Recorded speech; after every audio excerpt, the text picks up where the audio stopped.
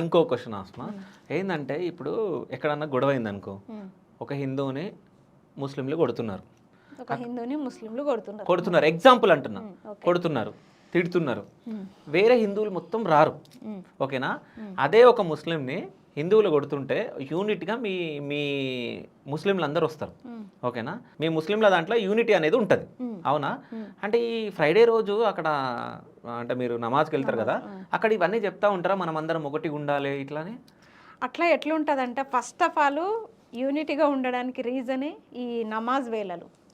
Okay మీరు గుడికి ఏ టైంలో వెళ్తారు? మేము పొద్దున వెళ్తాం.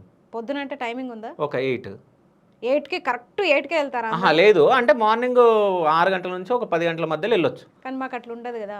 నమాజ్ అంటే టైమే 5 పూటల నమాజ్కి 5 పూటల టైమింగ్స్ ఉంటాయి. 5 అంటే 5, 6 అంటే 6, 8 అంటే 8, 9 అంటే 9, 1 అంటే 1 టైమింగ్స్ కరెక్ట్ ఉంటాయి. ఆ టైంలో కరెక్ట్గా నమాజ్కి వెళ్తారు. వెళ్తున్నప్పుడు వాళ్ళకి ఆటోమేటిక్గా యూనిటీ అనేది ఏర్పడిపోతుంది. ఎవరు చెప్పరు చేయరు. ఒక మనిషి అక్కడ ఎవరన్నా అసలు దయాగుణం దానగుణం అనేవి అందరూ కలిసి మాట్లాడుకుంటున్నప్పుడు అందరు కలిసి నమాజ్ చదువుతున్నప్పుడు ఒక యూనిటీ ఉన్నప్పుడు మసీద్లో ఒక యూనిటీ అలవాటు ఆనవాయితీ అయిపోయింది అది. అట్లా ఒక వ్యక్తికి సమస్య వస్తే అక్కడ ఎవరన్నా గిలగిలా కొట్టుకుంటారు, ఏమైనా హార్ట్ అటాక్ వచ్చి గిలగిలా కొట్టుకుంటారు. అంటే సాయం చేయకుండా ఎవడో పోరా పోయి మసీద్లో పడిపోతే నాకెందుకు అని చెప్పేసి వెళ్ళిపోరు కదా. ఖచ్చితంగా ఆయనకి సాయం చేయాలనే చూస్తారు. అదే విధంగా చూస్తారు. అదే ఆనవాయితీ అయిపోయింది నమాజ్ వేళలని చెప్పేసి వీళ్ళందరూ మసీద్కి వెళ్తారు.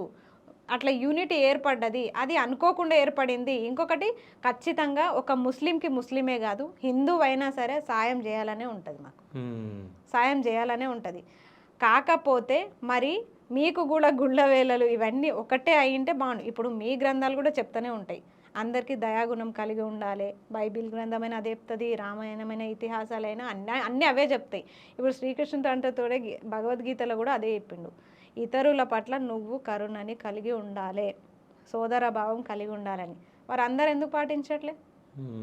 మా దాంట్లో కూడా కసబ్ ఉన్నాడు, మా దాంట్లో కూడా నీచులు ఉన్నారు, అట్లాంటి వాళ్ళని శిక్షించండి.